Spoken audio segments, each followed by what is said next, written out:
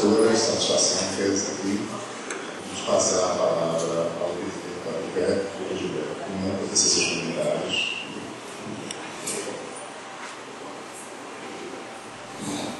Bom dia a todos. É uma grande satisfação a gente estar iniciando no dia 27 de hoje, nosso terceiro encontro, dos docentes aposentados e aposentados da universidade, e o quinto encontro nosso, também dos aposentados daqui da UFPE.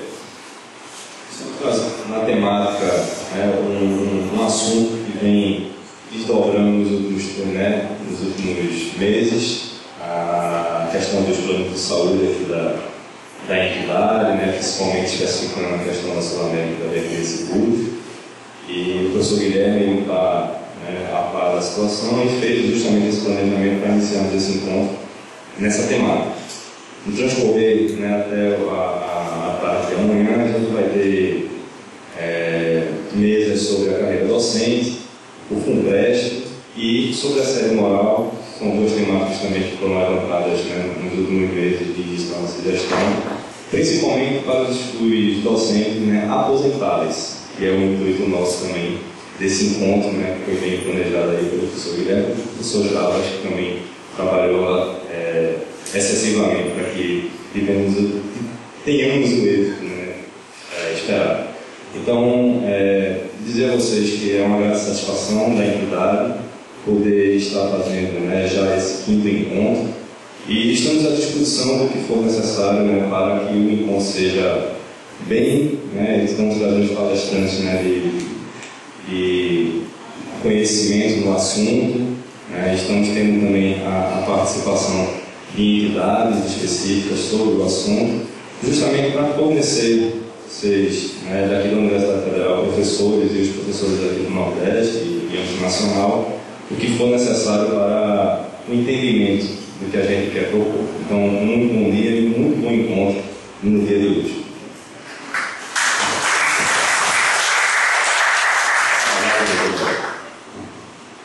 Bom dia a todos.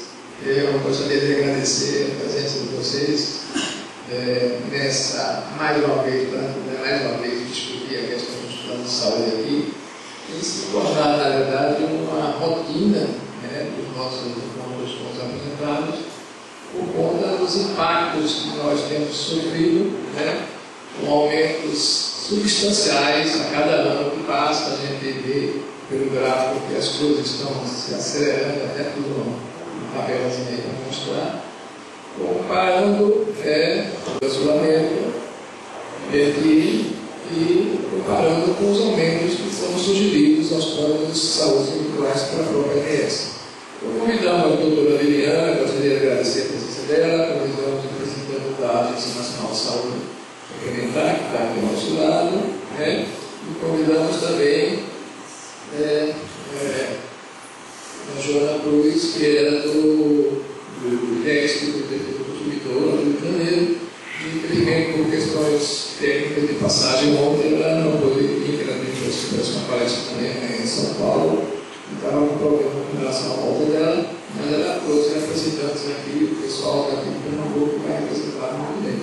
Então, espero que a gente faça uma boa discussão aqui sobre esse plano de saúde. Eu também convidei, primeiro essa semana, na Pró-Reitoria, o pessoal, com a Pró-Reitora Benita e representantes da Sul América Bernier, e o próprio representante do corredor, o Berthier, com as duas filhas que são advogadas dele e tal. E uma discussão muito boa, que depois eu vou passar para vocês as questões que foi discutido lá, mas tem umas coisas pendentes que a gente precisa conduzir aqui muito em breve, que é a posição dos associados da Sul América com relação ao aumento extremamente alto do imposto pela Sul América na universidade. Mais uma vez, temos aqui as coisas quanto a esse comportamento da Sul América aqui, mas tem muita coisa a ser discutida e muita complexidade. Eu espero que essa reunião possa ser esclarecedora. Muito obrigado.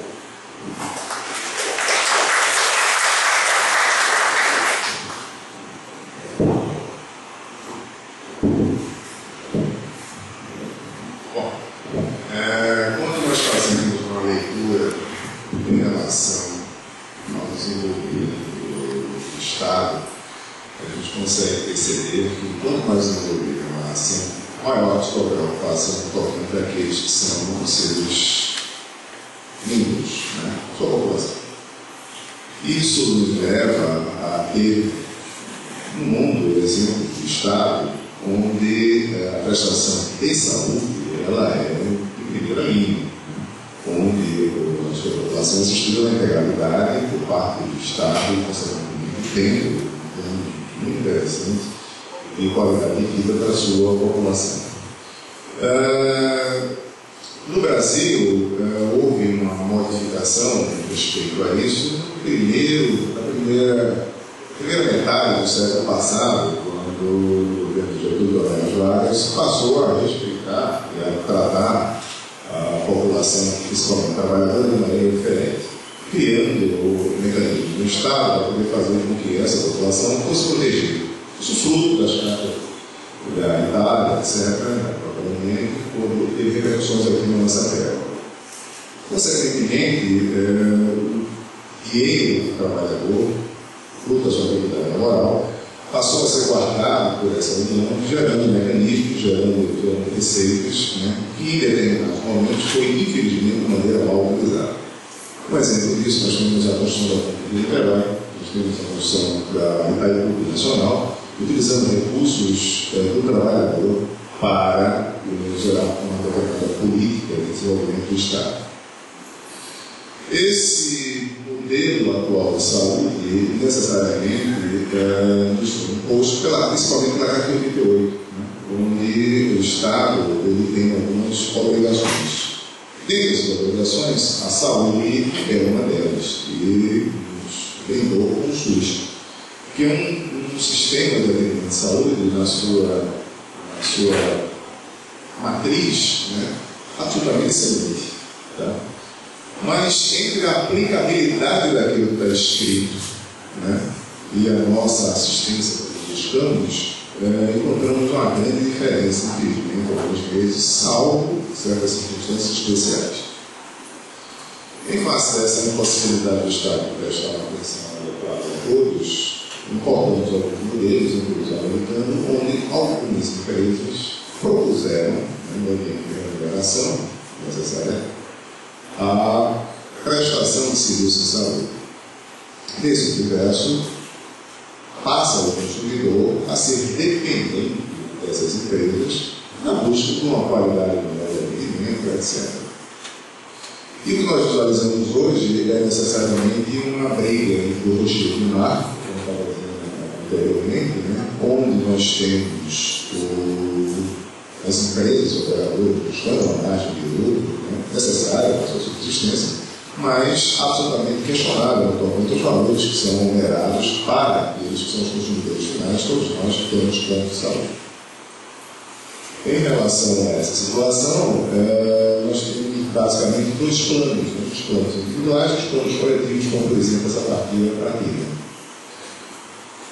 Para tratar desse tema, tratar dessa matéria, por parte da direção da entidade, convide algumas pessoas que aqui vão ser chamadas. Né?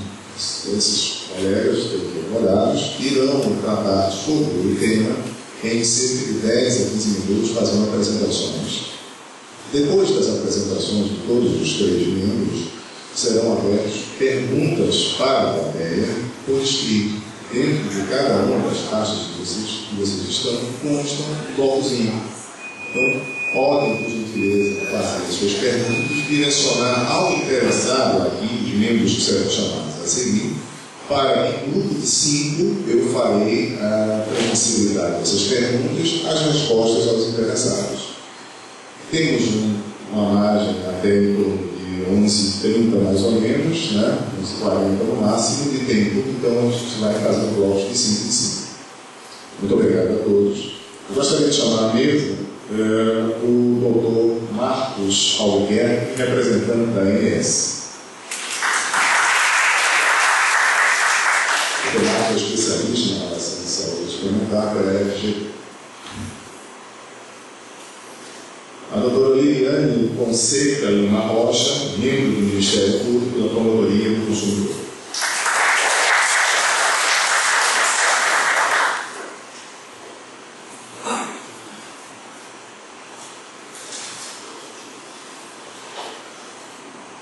o Dr. Diego Braz, especialista em direito do consumidor da área.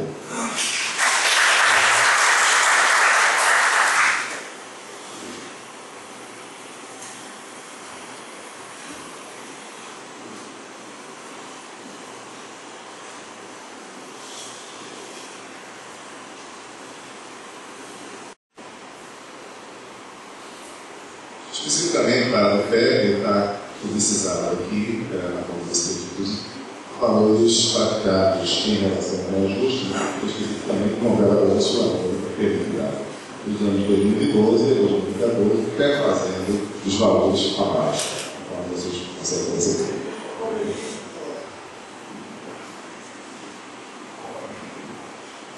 Conforme anunciado, o Dr. Marco que irá iniciar a explanação. Bom dia a todos, né? Cumprimentando aqui os colegas da mesa e todos os presentes. Já me apresentou, né? Eu trouxe uma pequena apresentação com os conceitos. A legislação do plano de saúde hoje ela é bastante detalhada, digamos assim. É um campo bem extenso e com uma complexidade, digamos, relativa para a alta, realmente. De um limbo regulatório, antes do surgimento da agência, surge uma produção normativa muito grande. A agência tem 14 anos. Atualmente, ela surgiu em 2000. Já houveram umas conquistas com o Código de Defesa do Consumidor, em relação aos consumidores, né, desde 90, mas a regulamentação do setor mesmo começou com o surgimento da agência. Primeiro, o surgimento em 98 da Lei 95 e posteriormente com a agência em 2000. Vamos lá para primeiro. Como eu falei, são conceitos básicos que eu introduzir até o debate e que eu acredito que as perguntas tornarão mais ricas. Eu também trouxe um folheto com algumas informações importantes sobre a agência e com as formas de contratá-la. Né? Esse é um compromisso que a ANS tem com a sociedade e se aproximar com o consumidor, garantindo quanto mais informação possível. E, sem dúvida, esse é um caminho de conseguir o melhor qualidade de assistência, o melhor produto e, inclusive, o melhor preço, que eu vejo que é uma grande preocupação de você. Então, assim, como a temática sobre os planos coletivos, eu trouxe assim, uma conceituação sobre as formas de contratação, né, e aí nós temos os planos individuais, que são aqueles que você contrata a pessoa física diretamente com a operadora. Esses planos têm normas protetivas maiores, né, assim, porque o consumidor é insuficiente nessa relação. Como a impossibilidade da operadora negar o seu acesso a um plano de saúde. Quando você vai contratar diretamente com a operadora, ela comercializando um plano individual, seja qualquer condição de saúde que você tiver, ela não pode negar o seu acesso. Né? O plano coletivo ele tem um regramento específico, tanto para o acesso ao produto como para a saída. Os contratantes são pessoas jurídicas, né? E eles se dividem em coletivos empresariais e por adesão. Os empresariais são aqueles que são contratados em razão de um vínculo empregatício, claro. Seria o FPR contratar diretamente uma possibilidade ou com qualquer outra empresa privada contrata para os seus funcionários. Né? E os planos coletivos por adesão são contratados através de entidades de classe, né? E associações, sindicatos. São as pessoas jurídicas intervenientes nessa relação jurídica. Nós temos uma resolução normativa, que é a resolução normativa 195 da ANS de 2009, que trata de toda essa classificação dos planos, sobre todos os planos, coletivos e individuais. O conhecimento dessas normas que eu vou citar aqui vai facilitar muito vocês utilizarem os planos que vocês têm. É uma quantidade de informação que qualifica muito o consumidor, né, na sua relação com a operadora, que, sem dúvida nenhuma, nós temos observado um crescimento no conflito, né, entre os consumidores e os operadores, espelhando uma relação problemática que o próprio mencionou aqui, que existe entre os prestadores e os operadores. A gente sabe que acaba ocorrendo uma transferência para essa parte, que é o consumidor insuficiente, de responsabilidades que não deveriam ser feitas. E aí eu trouxe aqui como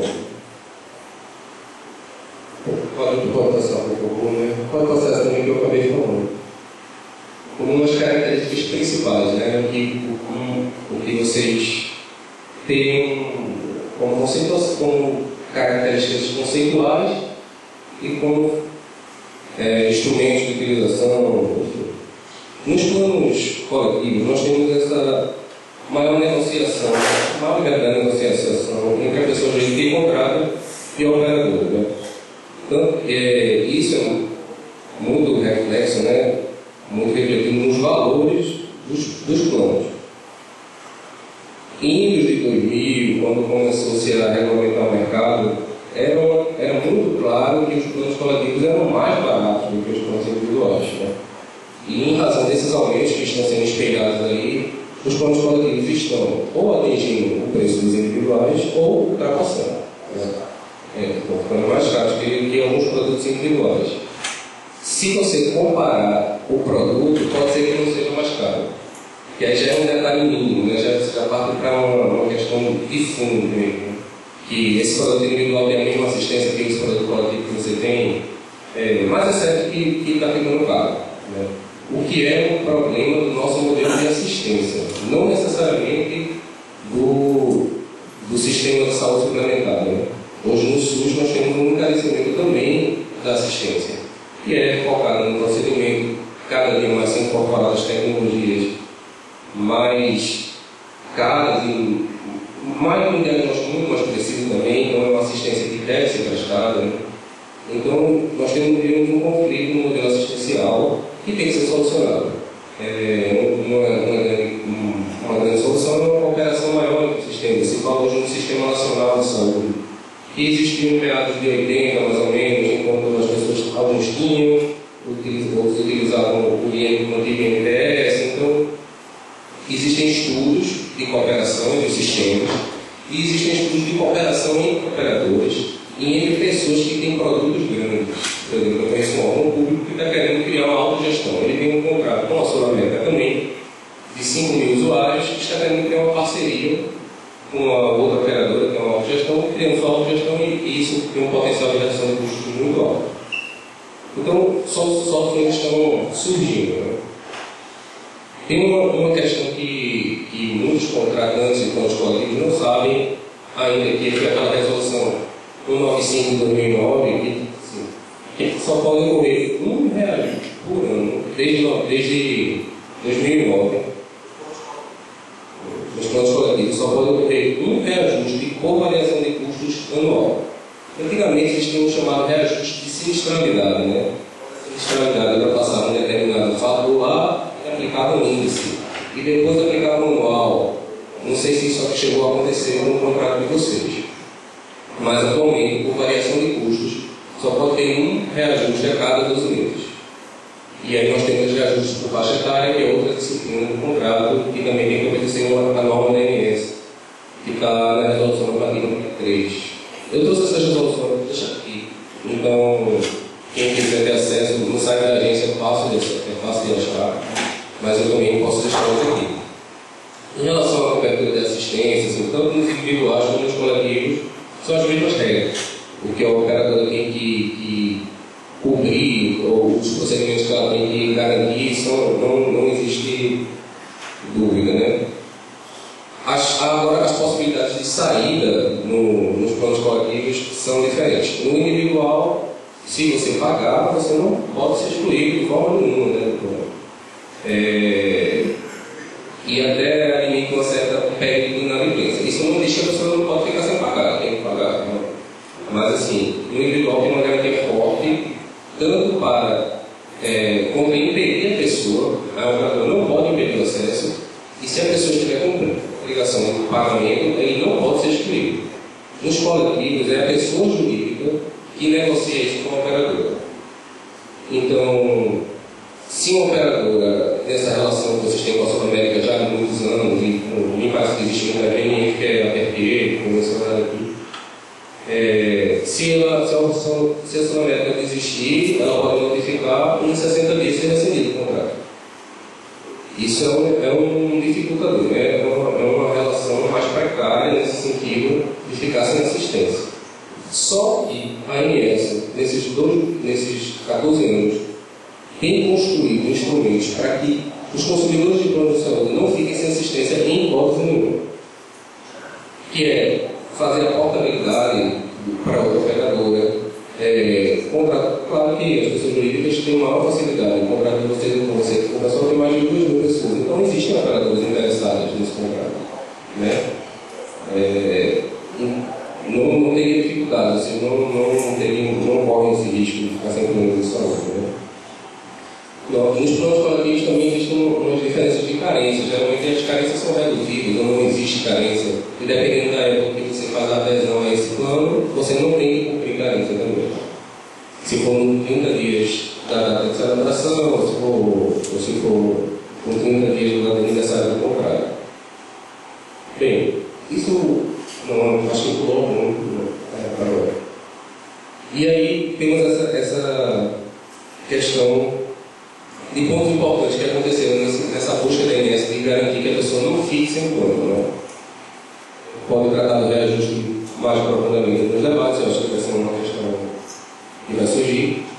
Mas os planos antigos, hoje, as operadoras não podem negar sua adaptação aos tempos da Lei 9656. Eu sei que o plano de vocês é um plano antigo, né? Antes de 99. Então, ele é um plano que tem muito regulamento ainda no contrato, que não está integralizado à norma da INSS. Com essa adaptação, é possível que exista um momento para integralizar todas as coberturas. E essa integralização de coberturas, no máximo, pode ser de 20% a 59%. Tem uma operadora que adapta sem aumento nenhum. Talvez até o plano de você já seja adaptado. Eu não conheço o contrato, né? Talvez até já seja adaptado e insano. E também tem essa possibilidade de migração, que é mudar o plano para um produto novo. Porque assim, a Sul América, ela tem vários produtos. O produto de vocês tem um registro na INSS.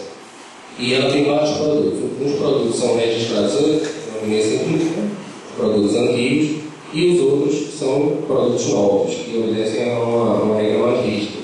E essa migração seria trocar esse produto antigo por um novo. E aí, também nessa questão que eu falei, sobre a manutenção da condição do beneficiário no caso de rescisão do contrato, no caso de demissão, no caso de aposentação. As pessoas que são usuárias de produtos coletivos, no caso delas perderem o seu vínculo empregatício sem justa causa, né?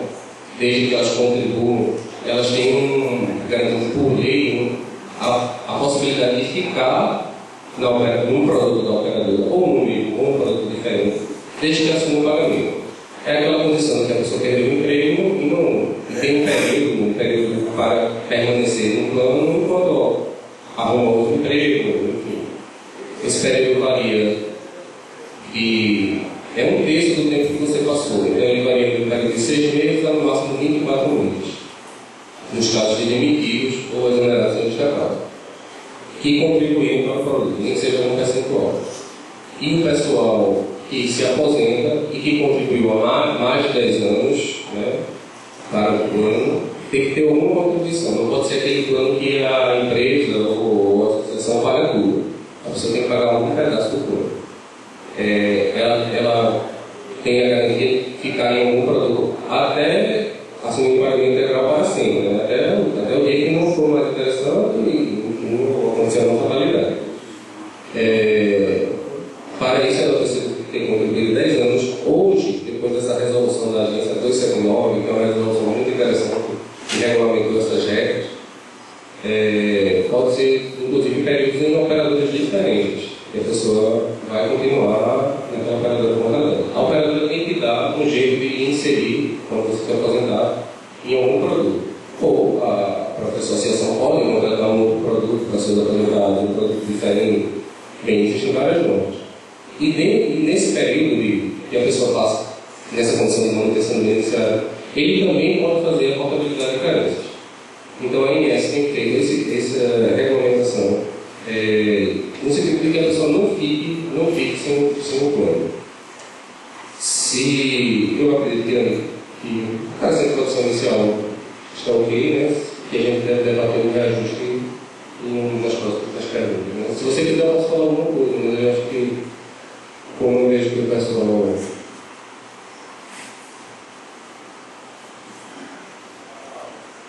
O conceito básico de reajuste aqui dos coletivos é negociado entre as partes, que é uma negociação super difícil. O individual é fixado pela INS, a INS intervém diretamente no mercado, né? Determinando qual é o índice máximo, todos os operadores aplicam com o índice máximo que a INS aplicou. E o negociado entre as partes, que é o coletivo, tem essa negociação difícil. Tem contratos, para não dizer que nós só vivemos no INA, que tem contratos que conseguem boas negociações. Tem contratos que estão há 2 anos sem reajuste. Agora, esses contratos têm uma sinistralidade muito baixa. E, principalmente, seguradora, ela tem instrumentos atuariais muito específicos, então ela vai propor um reajuste para a sua manutenção, então ela vai considerar essa sinistralidade e aplicar um reajuste anual ali, em determinado momento. Sem dúvida nenhuma, uma negociação muito complicada. As contas são complicadas. Esses contratos antigos fazem referência a índices que muitas vezes os contratantes desconhecem, né? E, assim, índice de variação de custos médicos hospitalares fixado pela entidade e tal, não sei o que. Bem, é preciso lutar bastante nessa negociação no coletivo. Como órgão regulador, a gente não é defensor do consumidor, a gente tem toda a preocupação da sustentabilidade no mercado, né? Que é um mercado que hoje em dia as pesquisas demonstram que muitas vezes as pessoas estão preferindo ter um plano de saúde dentro da sua casa própria. Então é um objeto de desejo e uma preocupação das pessoas muito forte. Então é preciso lutar, é preciso fazer uma negociação, precisa que esteja claro. Se não ficar uma boca, precisa ajuizar a ação. É preciso lutar judicialmente pela manutenção do contrato, pela diminuição do índice de reajuste, mas é possível também que o contrato não consiga ser mantido, né? Então, o caminho da informação é o melhor caminho. Uma das questões sendo sobre esses índices de aumento, a INS, 85% dos usuários de planos coletivos estão em planos com menores de 30 usuários. São os planos coletivos pequenos. E o ANS determinou, desde um ano e meio atrás, que os reajustes desses planos sejam considerados todos como um único plano dentro da operadora. Ou seja, aquela soma média tem 3.000 contratos com menos de 30 usuários. Ele vai juntar aqueles 3.000 contratos, vamos dizer 9.000 pessoas, e calcular um índice só de aumento, que é um caminho de diminuição de custos. Vários planos com menos de 30 vidas, no ano, na maioria dos o índice da INS. Então, a INS tem estudado essas possibilidades, tem estudado a possibilidade de investir mais nessa regulamentação do plano coletivo, né, que é uma briga muito difícil, ou de abrir o individual, o índice individual. Nós precisamos definir um critério que assegure a sustentabilidade do mercado e o interesse da volatilidade. Acho que é isso. Próximo. Obrigado, doutor Marcos. Passa a palavra de exploração, a doutora Liliana. Bom dia a todos. Pessoal, é uma alegria muito grande participar aqui com vocês desta conversa sobre planos de saúde. Eu gostaria de agradecer o convite formulado pela PEP, especialmente na pessoa de todos que integram essa entidade, mas também na pessoa do Dr. Guilherme Barão. Eu hoje estarei em tese no Rio de Janeiro, o Ministério Público de Bom Comércio, o Ministério Público de lá, deu uma cooperação, aliás, mas houve meio de trabalho, esqueci o nome do procurador, e, enfim, o convênio teve que voltar e, por conta disso, o destino aqui me trouxe, mas eu estou sendo muito feliz e honrada em participar de uma mesa que eu sei que é muito celebra, constituída de docentes aqui da Universidade Federal e de outras universidades. Esse tema, plano coletivo, é um tema bastante caloroso e é que precisa ser melhor discutido aqui no Brasil. Só. A defesa do consumidor é princípio constitucional, parágrafo 5º da Constituição. Caberá ao Estado promover na forma da lei a defesa do consumidor. Por outro lado, no artigo 170, quando trata da ordem econômica, a mesma Constituição diz que a defesa do consumidor é um princípio norteador da ordem econômica. Então, resta claro que todo o poder econômico no Brasil deve observar esses dois regramentos constitucionais. Mas, infelizmente, não é o que se vê na prática. A questão dos planos coletivos no Brasil é uma questão séria e que necessita de um olhar mais atuante da Agência Nacional de Saúde. Eu não sei nem se seria só da agência, seria principalmente da agência. Mas eu acho que isso é uma questão realmente séria de mercado que envolve também questão política. O professor Dr. Ivanildo fez uma apresentação muito boa, inclusive ele já entrou no tema quando começou a fazer a apresentação desse evento. Notando que exatamente temos um sistema de saúde que permite que as entidades privadas prestem serviços de saúde, que são serviços públicos, existe o SUS, e nós aqui, em tese, somos usuários, quase todos somos usuários do chamado Sistema Suplementar de Saúde. A Constituição permite isso, que a atividade de saúde seja não só prerrogativa do poder público, mas também do poder da iniciativa privada. Aliás, só que essa iniciativa privada deve observar o princípio norteador da defesa da ordem econômica, que é a defesa do consumidor.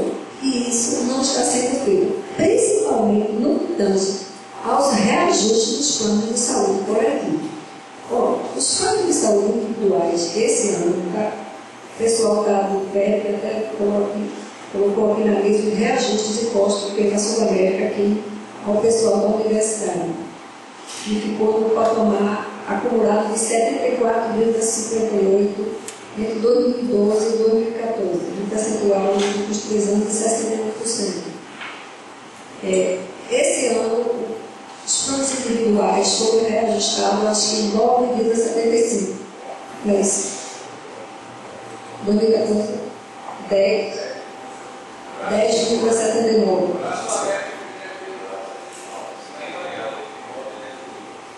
Teoricamente, 9,10 vezes, aí você vê a diferença entre o percentual que a agência fixa para os planos individuais e o percentual, por exemplo, que foi concedido aqui pela Sul América, concedido não, imposto pela Sul América, aqui à universidade, onde recebeu uma pessoa do Ministério Público, ele se disse que foi até um problema mais sério de saúde, uma filha, mas aí se identificou como delegado, me disse que integrava um órgão de classe, que era um plano de saúde e que pagava R$ 990 e esse ano foi surpreendido com a cobrança de R$ 2.100. Então é uma coisa assim, muito séria. A gente precisa urgente rever isso. No caso, a Agência Nacional de Saúde precisa regulamentar isso. A gente já discutiu isso com a Senacom, que é a Secretaria Nacional de Defesa do Consumidor, da nossa discussão no Pará no ano passado. A Secretaria concorda, mas nesses casos que existe o órgão regulador, que é o caso da ANS, a atuação da Secretaria deve ser em conjunto com a ação do órgão regulamentador, porque o próprio órgão consumidor e o decreto regulamentador do código assim dispõe. Eu acho que isso é uma questão pública que tem que ser enfrentada. Esses reajustes altos estão terminando por excluir os beneficiários dos planos de saúde. As pessoas estão trabalhando unicamente para pagar plano de saúde. Enquanto um plano, e qual é a lógica do sistema? Se um plano individual teve um reajuste médio entre 9% e 10%, digamos assim, em 2014, porque um plano coletivo que congrega uma massa enorme de usuários vai ter um reajuste de 23% ou de 100%, como foi imposto a esse delegado. Qual é a lógica disso? Eu vejo assim, lógica nem jurídica, nem econômica, a justificar esse reajuste. O que falta mesmo é a normalização da questão. Agora, existem 2 tipos de planos coletivos.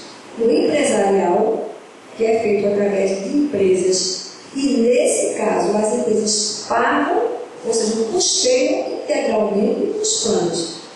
E aí, esse é o maior número de usuários do Brasil, segundo a ANS, com certeza são. Mas aí existe também a convenção coletiva de trabalho, isso é uma outra questão. Sem falar que as empresas, ao poder econômico, têm realmente condição de negociar melhor com os operadores. Porque, do ponto de vista técnico, eles são até vulneráveis sob o âmbito do ponto de vista do Código do Consumidor. Todos somos vulneráveis em relação aí à questão do sistema de consumo. Só que, do ponto de vista econômico, o empresário não é vulnerável em relação à Sul-América, por exemplo, em relação à Golden Cross. Não é. Eles têm esse patamar de igualdade e isso força com que a negociação seja razoável. No caso dos planos coletivos por adesão, que é o caso aqui da universidade, quase todos nós que integramos sindicatos, associação, órgãos de classe, instituições, o reajuste é negociado diretamente aqui na universidade, que aparece através do corretor. E, em outros casos, em boa parte dos casos, vocês entram no plano antigo, acho que por isso ele não estão assim, sendo administrado, sei lá, comandados por uma senhora criada em 2009, através de uma resolução chamada Administradora do Benefício. É isso? Administradora do Benefício, aqui no Recife, muito forte, é a Maricop. Ela, em tese, está representando, eu não sei nem quem, porque pela lei não é o plano de saúde, mas ela é que é responsável pela fixação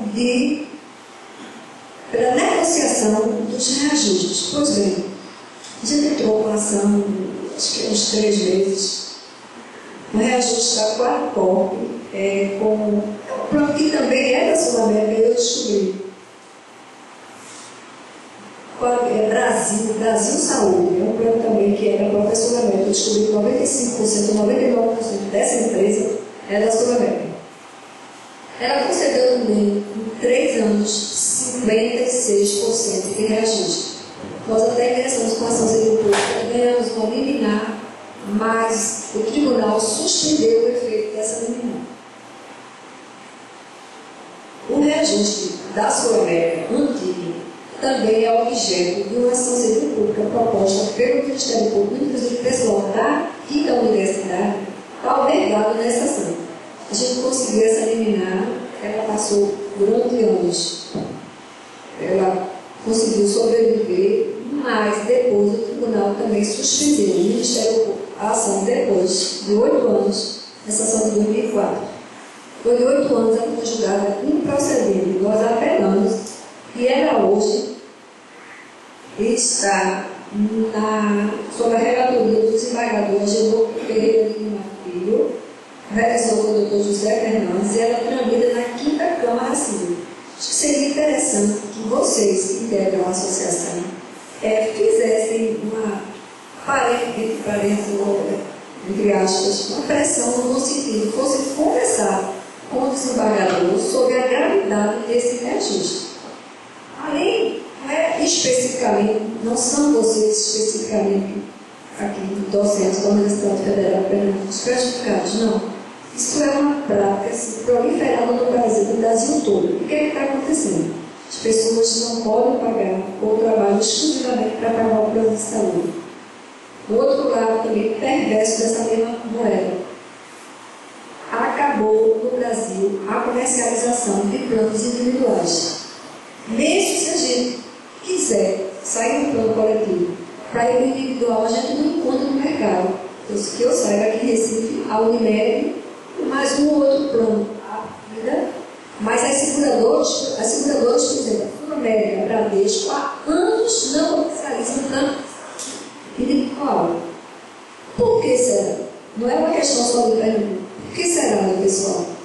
Porque, evidentemente, esses planos que os planos individuais. E por que são mais lucrativos? Na minha modesta opinião, porque a Agência Nacional de Saúde, e aqui eu não estou me referindo ao meu colega André, de jeito nenhum, a agência como órgão, a agência não fixa os reajustes nos coletivos. Os usuários mais prejudicados são exatamente os usuários dos coletivos por adesão. Repito, aqueles que são feitos através de sindicatos, associações, órgãos de classe.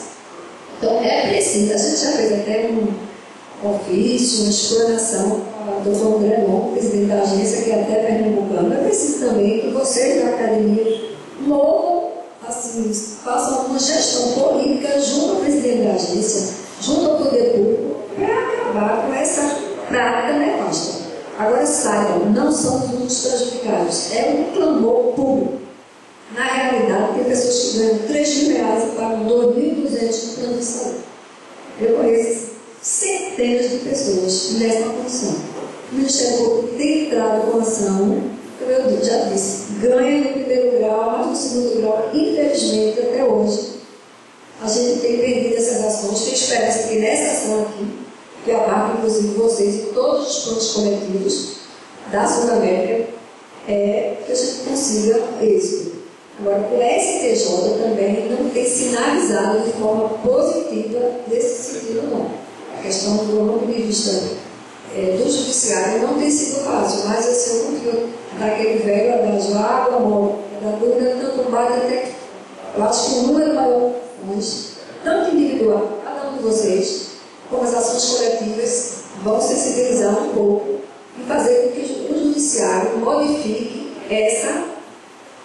esse posicionamento.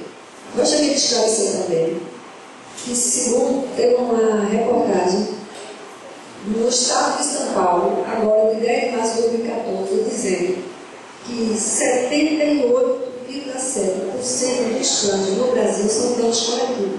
Eu acho que hoje veio mais de 80%, é isso, André? Mais.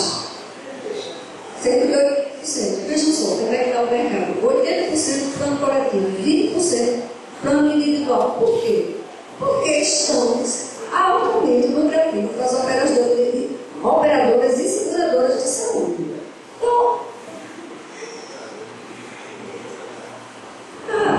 é claro que a operadora não vai confessar que saiu do mercado porque de plano individual, porque ele não é lucrativo. É evidente que não vai. É evidente porque a ANS que fixa o valor. A senhora disse. Exatamente, é porque a ANS fixa o reajuste, o que impede que vá haver grandes custos. Exatamente.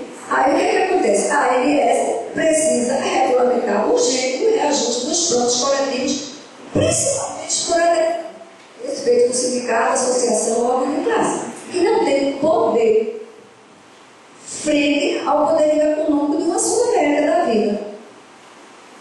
Entendeu? A agência continua sem querer digerir esses planos, julgo eu achando que o mercado se autorregula, que não é verdade. Os números comprovam que o mercado não se autorregula. E outra coisa, essa falta de comercialização de planos individuais no mercado brasileiro está criando uma reserva de mercado. Só se comercializa, claro, planos coletivos. E mais, a agência, possível, na minha modesta opinião, fica ficando ao largo disso, ela perde uma parcela de poder. Eu não vejo assim nenhum dado positivo, nenhum fator positivo capaz de justificar falta de regulamentação dos planos coletivos por adesão por parte da agência reguladora. Não vejo. Acho que isso enfraquece a agência. Acho que a agência tem que enfrentar o poder econômico. A agência tem lutado. Ontem teve reunião com o pessoal do Colégio Suplementar. A agência luta, faz um papel, o pessoal aqui bravo deste livro, tivemos audiência no Ministério Público. A gente vê a luta de todo o pessoal que integra a agência, mas isso é uma coisa realmente da política da agência, da política regulatória. Acho que não podemos continuar nessa situação. É preciso intervenção do poder público, é preciso intervenção do poder político, é preciso realmente que a universidade também, aí eu apelo para os senhores, assim, se movimentem, procurando o diretor nacional da agência. A gente não chegou do ponto de vista técnico, já tem tentado cada dia mais entrar com essas ações, cumprir essa obrigação, mas infelizmente não consegue. Eu tenho uma ação ganha aqui contra a Golden Cross. Se alguém souber que a Golden Cross está dando reajuste acima do índice dos planos individuais, pode denunciar o Ministério Público, que essa ação, inclusive, transitou de grau. Não sei o que aconteceu, graças a Deus, conseguiu essa vitória aqui no Estado, mas o resto das ações a gente está entrando.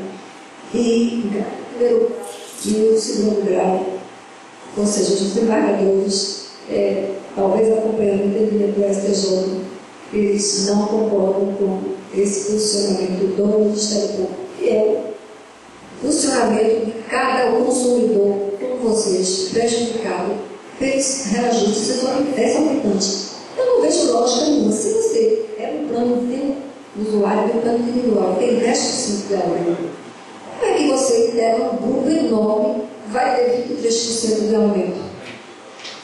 Não se justifica, sob o ponto de vista algum, na minha opinião. Eu tenho aqui uma apresentação, vou passar para vocês mais um pouquinho.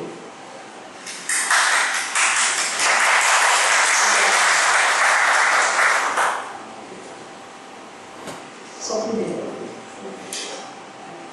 Pronto.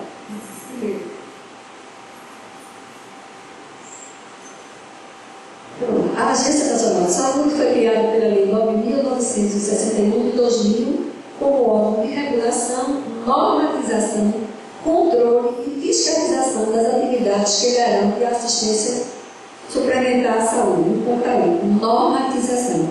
A gente sabe que esse poder normativo da agência é um poder complementar ao poder legislativo, mas é a agência que normatiza essa relação. No caso do Plano de Saúde Coletiva, é preciso que ela cumpra essa função de normatização e acabe com esse papo.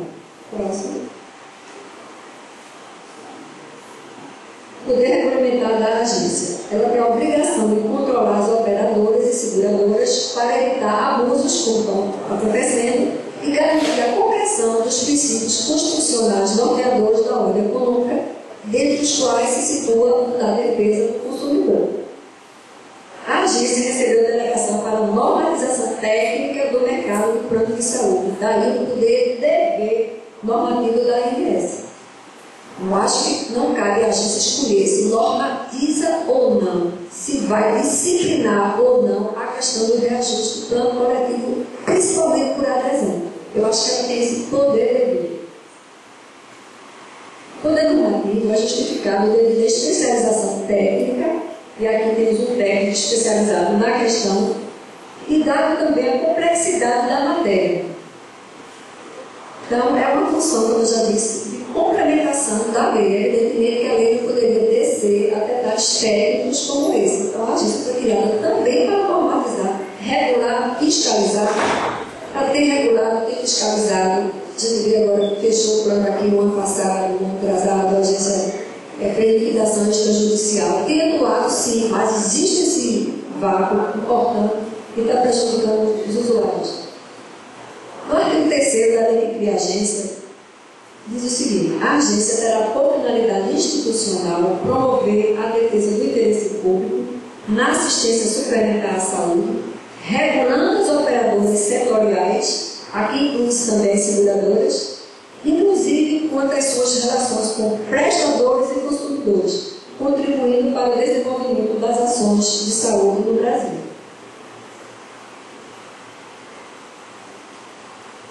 A gente vem aqui falar sobre o poder dever. É vedada a inércia da ANS. Acho que não tem a opção de escolher se regulamento ou não os reajustes. Por que excluir o reajuste dos planos coletivos? Os poderes administrativos são otorgados aos agentes do poder público, no caso a ANS, visando o interesse, ao interesse da coletividade. Esses poderes são irrenunciáveis e devem ser obrigatoriamente exercidos pelos titulares. Se a agência tem o poder de regulamentar e fiscalizar os planos de saúde, então tem que normalizar a questão do reajuste dos planos coletivos. O mercado não se autorregula. Os efeitos danosos da ausência de regulamentação dos reajustes dos planos coletivos, notadamente, repito, dos planos coletivos por adesão, sérias lesões aos direitos básicos dos consumidores, com risco de exclusão do plano em razão da falta de condições para pagamento dos altos reajustes e impostos pelas operadoras, conforme já falamos aqui. Na lei que criou a ANS, no artigo 4 está expresso: compete à ANS autorizar reajustes e revisões das contraprestações pecuniárias dos planos privados de assistência à saúde, ouvido o Ministério da Fazenda. Então, ela tem a obrigação de autorizar o reajuste. No caso desses planos coletivos, o normativo hoje da agência disciplina o seguinte: o plano dá o reajuste que quer e informa a agência, no prazo de 30 dias, o reajuste que foi imposto. Ela não está cumprindo aí, na minha opinião, o artigo 4 da lei instituidora. Depois, eu queria mostrar para vocês aqui a questão da lei dos planos de saúde, para juntar exatamente a obrigatoriedade da agência. A lei dos planos de saúde é a lei 9656, dispõe sobre planos e seguros privados de assistência à saúde. Artigo 1º, submete à discussão desta lei as pessoas jurídicas de direito privado que operam planos de saúde, de assistência à saúde, sem prejuízo do cumprimento da legislação específica que rege a sua atividade, adotando-se para a aplicação de norma que estabelecer as seguintes definições. Ela aqui vai explicar o que é a operadora do plano de saúde. Tanto faz a operadora como seguradoras consideram igual. É a pessoa jurídica constituída sob a modalidade de sociedade civil ou comercial, cooperativa ou entidade de autogestão, que opere produto, serviço ou contrato do que trata o inciso 1º deste artigo. A lei dos planos de saúde dispõe ainda no seu parágrafo 1º, no artigo 1º, está subordinada às normas e à fiscalização da ANS qualquer modalidade de produto, serviço e contrato. Então, os contratos do plano de saúde, coletivos por adesão, nossa opinião, estão sim, por força desse parágrafo 1º do artigo 1º, adstrito à normatização pela ANS. Então, há uma submissão total dos planos de saúde ao poder normativo e regulador da agência. Falta a agência regulamentar isso. Repito, não estou falando do gerente da agência aqui em Pernambuco, do colega aqui da mesa, bravo regulador, bravo servidor público, não tem nenhuma dúvida, mas a agência precisa se conscientizar dessa necessidade. Ele vem aquela história que a gente já conversou, ele também passou aqui, a questão da classificação. Os planos podem ser individual ou familiar, coletivo empresarial, que a gente já falou, e coletivo por adesão. O plano privado de assistência à saúde empresarial oferece cobertura à população delimitada, a gente já falou, e vinculada a pessoas jurídicas com relação empregatícia ou relação estatutária. Isso aí discute melhor com a operadora dos reajustes. Plano privado de assistência à saúde por adesão é aquele que oferece cobertura de atenção prestada à população, que mantém vínculo com as seguintes pessoas jurídicas: classista ou setorial, de caráter profissional, conselhos profissionais e entidades de classe, sindicatos, centrais sindicais, associações profissionais legalmente constituídas. Próximo. Cooperativas que congreguem membros de categorias ou classes profissionais, caixa de assistência de fundações de direito privado, entidade prevista na Lei 5.395, que é a União Representativa dos Estudantes. Então, a gente vê assim, que esse percentual de planos coletivos por adesão no Brasil, segundo dados da agência, não é tão alto. O número de planos coletivos são os planos empresariais, em que a empresa realmente discute de igual para igual com as operadoras. Mas esse nicho muito prejudicado e precisa de atenção. A gente falou, a ANS também falou aqui em março, sobre a questão da rescisão. Deixa só. Ele falou e eu concordo aí totalmente com ele.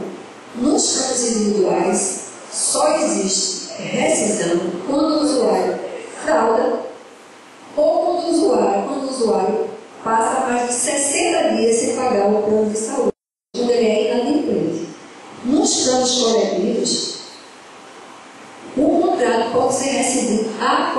tempo, desde que haja prévia notificação com antecedência mínima de 60 dias. Então, vocês usuários pagam um para o plano de saúde e quando a empresa operadora ou seguradora entender que essa carteira não interessa mais a ela, ela faz uma notificação por 60 dias e diz: não quero renovar o contrato com a Estado Federal, ou não quero com o Ministério Público, ou não quero com a OAB, ou não quero com a ordem de classe. Então não tem nenhuma garantia. É interessante que os usuários não são avisados. Vocês são aqui uma classe seleta de professores. Mas eu conheço muita gente que aderiu a um plano de saúde coletivo sem saber o que estava fazendo. Colegas lá do Ministério Público, servidores, ainda apareceu uma ótima oportunidade. Eu pago 600, vou agora pagar 300. Se você vai pagar que plano? É um plano coletivo? Não, não é.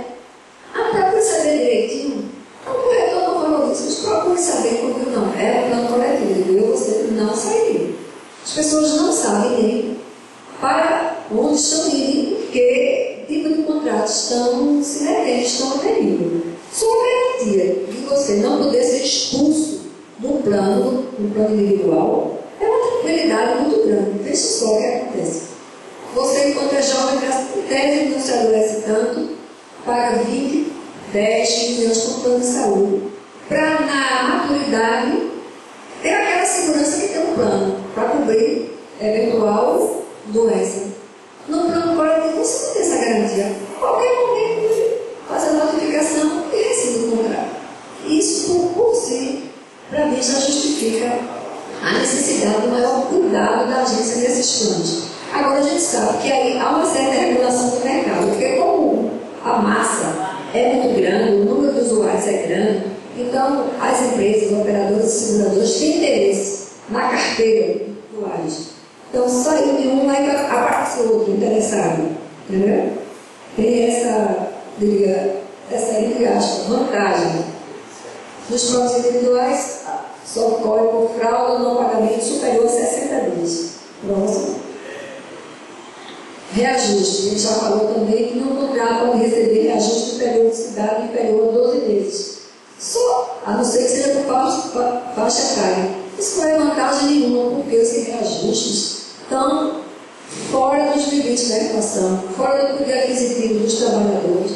Então, assim, fora da lei, fora de tudo que você imaginar. São inadmissíveis os reajustes aplicados pelos operadores e seguradoras dos planos coletivos.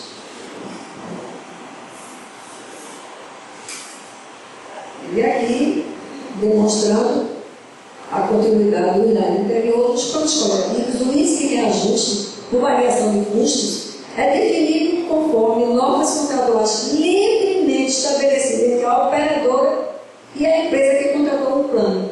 Esse reajuste deve ser comunicado, já disse, à ANS no prazo de 30 dias após a aplicação. Qual o poder que tem um professor, um do Ministério Público, um membro de um sindicato, de uma associação, um servidor público, um GAI, perante uma operadora, o sindicato ou a associação deles perante uma operadora de saúde como a Sul-Americana, saúde como o Bradesco, uma seguradora de saúde. Não tem poder nenhum, somos vulneráveis, extremamente vulneráveis.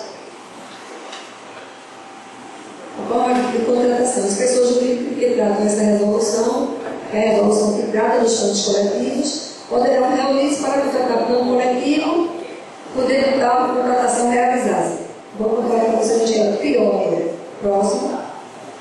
Vocês aqui fazem a contratação diretamente com a operadora através de uma seguradora, não é isso, professor Guilherme? Aberto de seguros. Mas a maioria dos planos aqui, coletivos, estão fazendo a contratação através da Qualicom, que é essa figura que eu disse que foi criada pela resolução 196/2009, que ela diz que regulamenta isso. Não vejo nenhum benefício nessa administradora de benefício, não. Ela não consegue diminuir os reajustes dos planos altíssimos também. Esse tipo de informação agora foi ajustado pela Qualicom e ela é reação também. Os planos têm também podem ser, os contratos podem ser feitos com participação da administradora de benefício na condição de estipulante. Ela é estipulante, a planta aqui não é dessa forma, é direto para a seguradora. Aí no artigo da Resolução Normativa 196 criou essa figura de administrador de benefício. Evidentemente que ela recebe recursos para isso. E eu acho que ainda piorou a situação, porque tem esse tripé: o usuário, a administradora de benefício e seguradora. Acho, na minha opinião, que a figura da administradora de benefício complica mais a situação do usuário. Por quê? É mais um complicador para a agência regulamentar esse reajuste. Porque na medida que não existe, como antes do 2009 não existia isso, eu acho que era mais fácil. A obrigação dela seria intermediar esse reajuste, mas ela não está intermediando. Tipo, até ela diz que reajuste que a OAP ou esse saúde seguro ia dar era 35%, ela conseguiu 20% ou 21%. Entendeu?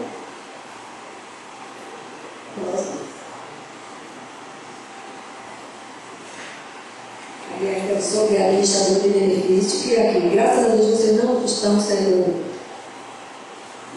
sob a égide dessa administradora de benefício, mas eu não vejo administrar benefício, não, vejo administrar malefício, com todo respeito aos integrantes dessas administradoras.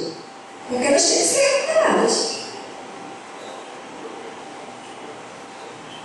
A obrigação dela seria dar o técnico na discussão dos aspectos operacionais da ação, eu prefiro. Negociação de reajustes. Garanto a vocês que os reajustes impostos através da Qualicop aqui não são menores que impostos pelas seguradoras diretamente que negociam com vocês. Não são.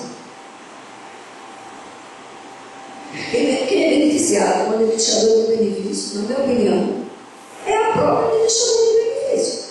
Ou então o plano de saúde, porque ela passa aí entre os boletos, essa parte administrativa, a INS pode explicar melhor.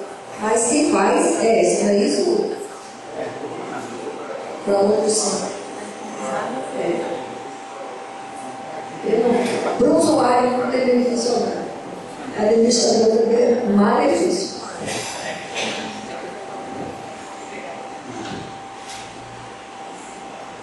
Próximo.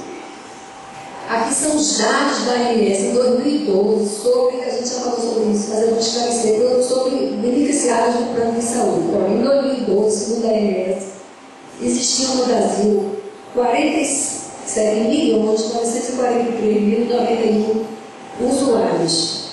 Em planos coletivos eram 37 mil. Em planos individuais, aliás, 9 milhões. No informado, 993 mil. Pronto. O total. Você vê que como o número de usuários do plano individuais é pequeno. Representava em 2012 20%. 80% plano coletivo. Não é à toa que esse mercado não quer se abrir. Não é à toa que as operadoras e seguradoras não querem vender plano. Não querem, não planos individuais. Agora não é mais 20%. Com certeza que é bem menos, sabe? Agora subiu para 51 milhões de usuários total. E houve uma pequena variação nos percentuais, mas não, porque esses não informados aqui melhorou. Ele tinha 2% de não informados, ele era 1% só. Então subiu um pouco os individuais, que não eram não informados, mas está em 20,8%, uma diferença muito mínima, só subiu o número total. Isso foi grande relevante, mais de 2 milhões de usuários foram inseridos no sistema.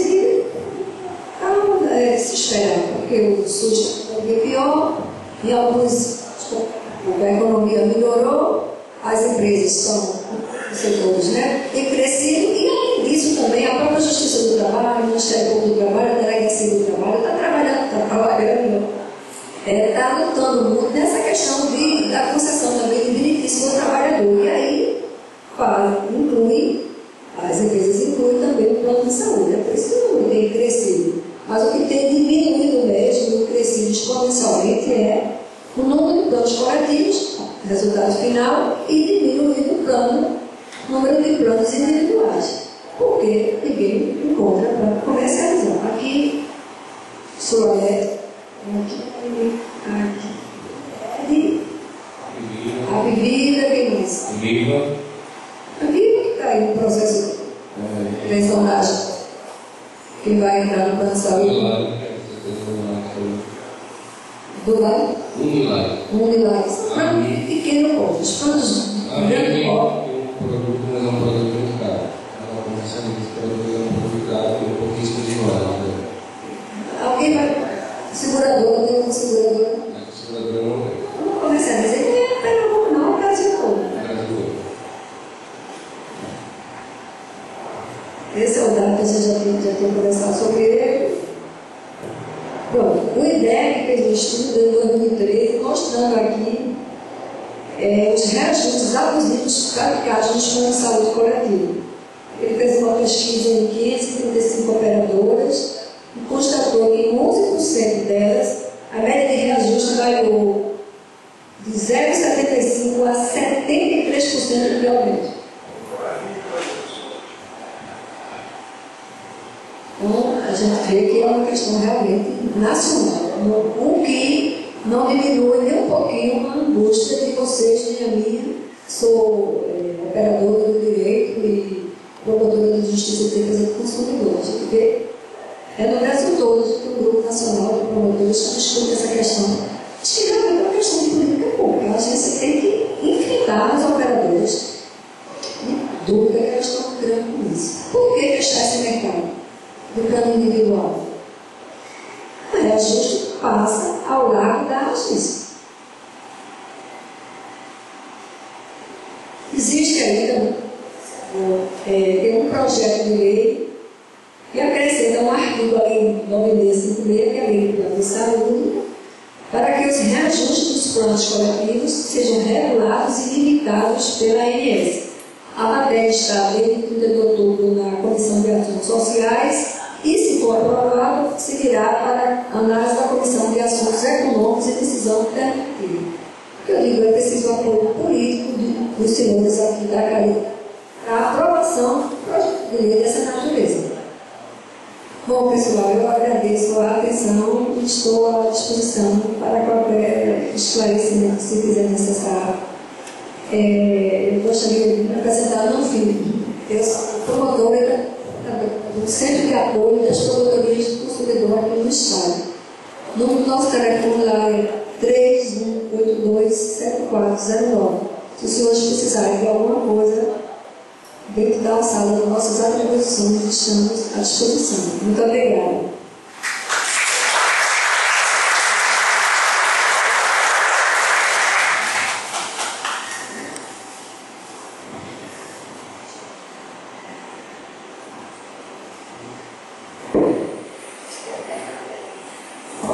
Em primeiro lugar, essa apresentação vai ser gravada e será disponibilizada no site da UFR.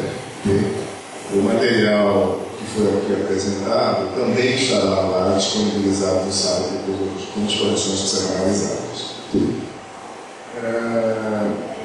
Dentro desse dado, que 80% de, por exemplo, um coletivo, 20% individual, não posso deixar de fazer uma alusão tocante a um evento que tivemos na semana passada, um ponto jurídico em Brasília. Nós temos, inclusive, a sede. E quando a gente fala o que está sendo feito, foi integrado, talvez esse termo lá fora, em relação à entrega dos hospitais públicos, com contratos que são realizados, por exemplo, tivemos notícia do contrato do Piauí, em que, dentro das suas cláusulas, permite a comercialização de serviços de saúde por operadoras de hospitais públicos universais, até então, para a e nos confrontamos com essas informações percentuais, em que há uma prevalência absoluta no contrato em relação aos planos coletivos e independentes individuais. Faz-se uma grande interrogação desse país. O que é que está por trás dessa política? interessante essa colocação. Bom, vamos passar agora ao doutor Diego Braz, da APECOM, para ter sua apresentação. Lembro que a forma de interação da plateia inicial será perguntas que serão escritas direcionadas à mesa ou aos seus integrantes. Dr. Marcos, da ANS, Dr. Diego, do Ministério Público, Dr. Diego, da APECOM. Tá? Um bloco que vocês estão nas pastinhas e um bloquinho de papel, de mesa, que possam fazer as perguntas. Deve ficar aí dessa forma, é adequado. Muito bem. Bom dia, meu nome é Diego Braz, sou advogado da ADECOM, que é a Associação de Defesa da Cidadania e do Consumidor.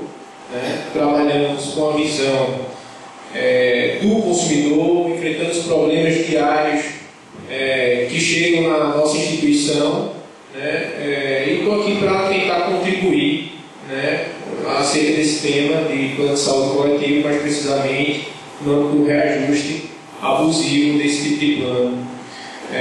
Dr. Marcos, doutora Liliane, nossos colegas aqui, já passaram uma grande quantidade de informações, esclareceram bastante o tema acerca do âmbito da ANS, do âmbito do Ministério Público, os problemas enfrentados pelo consumidor. Então, eu queria tratar dessa questão acerca do problema que a gente enfrenta na instituição, que é um problema que efetivamente ou um ou outro de vocês amanhã pode estar enfrentando ou pode estar enfrentando hoje, e vários outros consumidores vêm enfrentando, que são esses reajustes abusivos.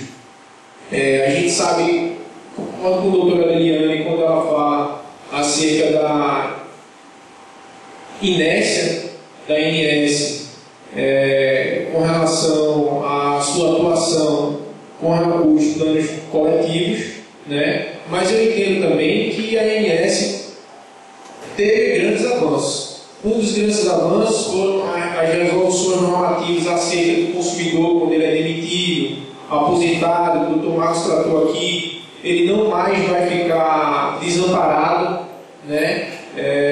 o consumidor ele tem uma prerrogativa de 2 anos continuar no plano, o aposentado continuar há mais tempo no plano de saúde, isso é um avanço. E com relação aos aumentos, a gente sabe que, infelizmente, não há nenhum tipo de atuação mais forte o que existe hoje com relação aos planos individuais. A gente vê que os planos coletivos acabaram. Então, é importante a gente deixar claro que as operadoras de plano de saúde, seja seguro, seja plano, elas observam apenas a visão do empresário acerca do lucro. Isso a gente não pode negar. E o Dr. Marco também foi bastante feliz aqui quando disse que o porquê de não comercialização do plano individual. Porque a ANS regula. E no plano de saúde coletiva a gente pode implementar o aumento que a gente bem entender, entre aspas. A gente sabe que tem um contrato. A questão, o princípio desse contrato coletivo é que ambas as partes são pessoas jurídicas, o por adesão e o empresarial são pessoas jurídicas que se equivalem à operadora e à outra pessoa jurídica. Então a negociação em tese vai ser isonômica, vai ser igual, e na prática não é isso que ocorre, tá? Quem sofre é o usuário do plano de saúde. Então é importante deixar claro aqui que o consumidor vítima desse tipo de situação, em que pese não poder se socorrer na ANS, ele precisa de informação. O consumidor é vulnerável e hipossuficiente. Basicamente, na visão de vocês, aqui tentando contribuir para que não venham cair nessa situação, ou se forem vítimas, estiverem passando por uma situação difícil, procurar reclamar, e aqui procurar. Com relação aos aumentos, existe, a ANS não regula, a questão do coletivo, o individual regula. Então, existe um tipo de aumento para o consumidor idoso, maior de 60 anos, que a gente trata, que é o aumento por mudança de faixa etária. Não é só de 60 anos, não. Existem umas faixas etárias que o consumidor, ao completar essa idade, ele vai ter um reajuste no seu contrato. Esses reajustes são obrigados a constarem de contrato, as faixas etárias e os índices de reajuste. Muitos planos não constam os índices de de reajuste, apenas as faixas etárias. Tá? Isso é um dos problemas que a gente vem enfrentando lá na ADECOM quando o consumidor chega com problema. Outra situação, o consumidor no reajuste por mudança de faixa etária. Né? O plano de saúde coletivo, ele ao completar 60 anos de idade, ele não pode ter nenhum tipo de reajuste por mudança de faixa etária. Esse aumento é vedado pelo Estatuto do Idoso. Artigo 15, parágrafo 3º, ele veda esse tipo de aumento, que é justamente o último aumento. Né? Quando o consumidor já está com a idade bastante avançada, completou a nova idade, ele vai ver o plano de saúde que ele paga R$500 e para 1.000, o de 1.000 e para 2.000 e assim por diante.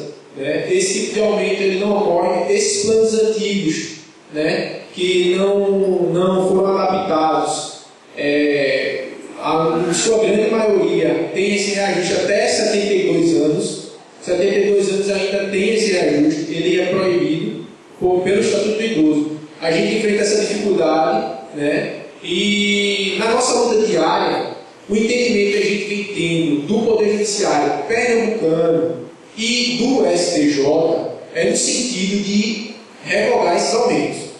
É bem verdade, como a doutora Liliane disse, que o STJ a gente ainda enfrenta alguma dificuldade, porque em que pese ser um tribunal formado de uniformização de jurisprudência, ou seja, entendimento dos tribunais, né, essa discussão ela não é uniforme lá. A grande maioria entende que esse aumento ele é abusivo e ilegal, não pode, o Estatuto do Idoso veda. Existem entendimentos de que o Estatuto do Idoso ele é aplicável apenas a partir da sua edição. Então, todos aqueles planos anteriores ao Estatuto não estariam cobertos, e esses entendimentos são minoritários, mas estão no STJ. A gente encontra isso, é uma das dificuldades. Então, o consumidor vítima desse tipo de aumento, a gente sabe que essa informação é muito difícil de chegar, principalmente para o idoso. E ele às vezes submete, fica sem ter o que ter uma menor qualidade de vida, abdica de algumas coisas, né, porque vive de uma aposentadoria e termina por ter que pagar seu plano, né, com medo de ficar no SUS. A gente sabe que o nosso sistema de saúde é precário, sobrecarregado e dificilmente uma pessoa vai ter uma saúde de qualidade sendo usuário do SUS. A gente sabe que tem grandes profissionais, mas a dificuldade é estrutural também. Né?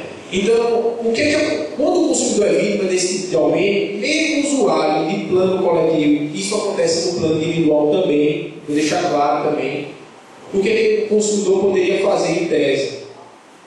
Juntar a documentação pertinente aos pagamentos ou ao reajuste que você identificou e procurar algum órgão de proteção e defesa do consumidor. Né? Eu estou aqui representando a ADECOM, né? Me coloco à disposição para poder ajudar quem estiver nesse tipo de situação, né? E dizer que a grande arma do consumidor, o idoso, qualquer que seja, é reclamar, é procurar os seus direitos. Ao procurar o seu direito, você vai estar fortalecendo não só o seu problema, você está procurando resolver os seus problemas, você vai estar fortalecendo o direito dos seus pais. Porque aquele que não tem aquela informação, ele indiretamente vai ser beneficiado. Vai ser beneficiado com a formação da jurisprudência proibindo, né? Vai ser beneficiado com a maior atenção das empresas, que vão pensar duas vezes antes de efetuar esse reajuste abusivo do plano de saúde coletivo, né? E vai fortalecer a legislação do consumidor, que é o CDC, né? Eu queria dizer também o seguinte, acerca dessa questão de que os planos individuais estão sumindo do mercado. A gente também, no âmbito do Código de Proteção e Defesa do Consumidor, nós, enquanto representantes dos consumidores, entendemos que há uma violação ao Código de Proteção e Defesa do Consumidor. A doutora Liliane colocou muito bem aqui que o CDC é um princípio constitucional e limitador da ordem econômica. muitas vezes quando a gente está brigando no Poder Judiciário ou brigando extrajudicialmente, o primeiro argumento que os representantes dos planos de saúde traz ao litígio judicial é que eles têm a liberdade empresarial, né, para poder comercializar, não pode ter essa limitação. Mas a própria Constituição diz que o Código de Proteção e Defesa do Consumidor é um princípio limitador da ordem econômica, e ele tem que ser aplicado. Isso é disposição constitucional, nossa lei maior. O direito à vida, saúde e segurança do consumidor também está previsto no CDC e na Constituição. Então, nesse âmbito do CDC, a retirada de comercialização desses planos, quando o consumidor ele vai procurar um currículo ou uma sede da instituição do plano de saúde para contratar, e muitas vezes ele vai chegar lá e vai dizer: olha, eu quero contratar um plano de saúde. E o corretor vai oferecer uma gama de planos, e quando ele for aquele plano mais vantajoso inicialmente, que é o plano coletivo, ele vai dizer: ó, esse aqui é o mais barato, e comporta essa mesma rede desse plano aqui, e é um plano coletivo. Ah, esse aqui é coletivo? Não, é individual por adesão. Muito, assim, essa questão também vai muito do corretor, carente de informação, não sabe passar a informação direito, ou para conquistar o consumidor, ele informa essa questão.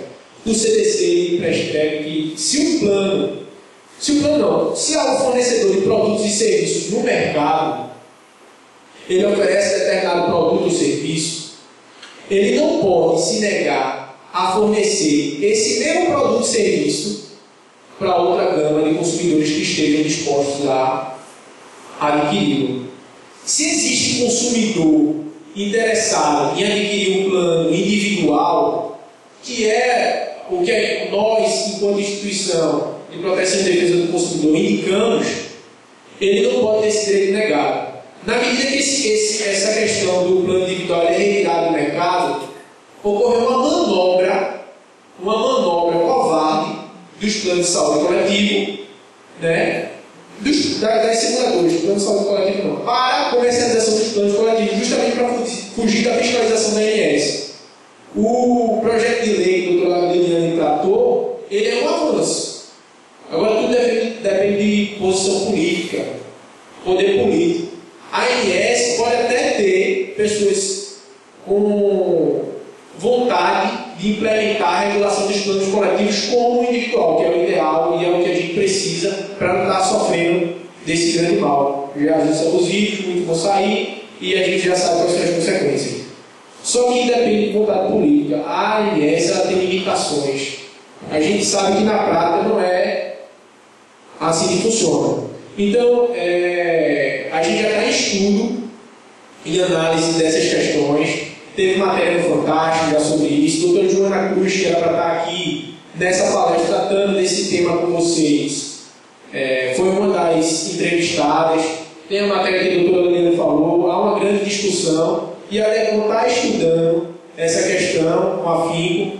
É participante do Fórum de Saúde Suplementar que a doutora Liliane mencionou aqui, onde a ANS também participa. Estivemos numa reunião tratando de questões de defesa do consumidor, alguns abusos, algumas situações dessa defesa.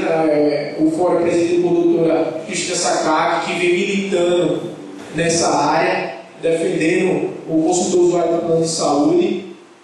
E uma das questões que a gente vai levar para o fórum é essa questão do plano de saúde coletivo estar dominando o mercado e extinguindo o plano individual, que é onde o consumidor efetivamente é respeitado e valorizado, vai ter o seu direito a ter uma saúde de qualidade, já a gente sabe que há problemas, atendido. Vou repetir que a DECON está analisando, estudando essa questão para a interposição de uma ação civil pública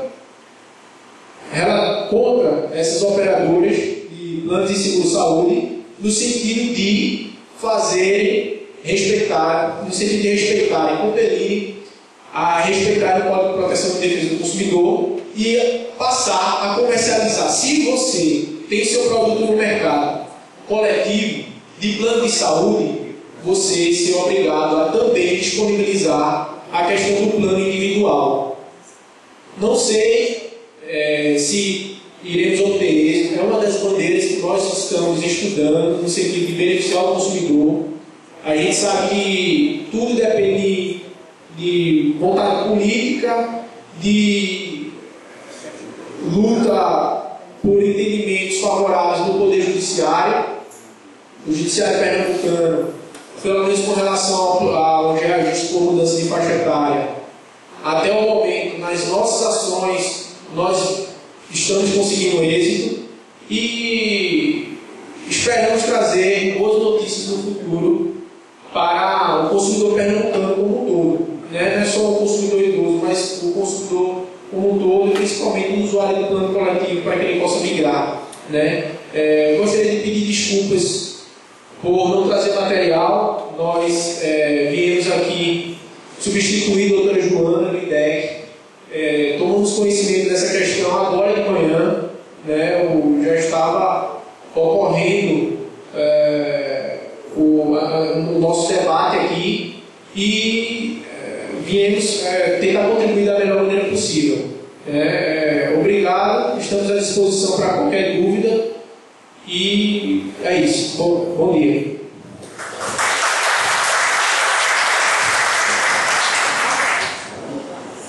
Eu vou parabenizar o Dalecon e de lutas em defesa do consumidor e só mais um esclarecimento. Diego, quando eu falo que o Tribunal de Justiça de Pernambuco, o STJ, não dá guarida, não acolhe a tese do Ministério Público em relação à questão do plano de saúde, eu me refiro à questão do plano de saúde, do reajuste dos planos de saúde coletivos. E não isso. E não a questão de faixa etária. A faixa etária é passiva do STJ e, claro, o TJ acompanha o Superior Tribunal de Justiça. Todas as ações são realmente favoráveis. O problema não é a questão de reajuste por faixa etária de idosos, isso é passivo. A questão é reajuste, a gente está tratando aqui, reajuste dos planos coletivos por adesão.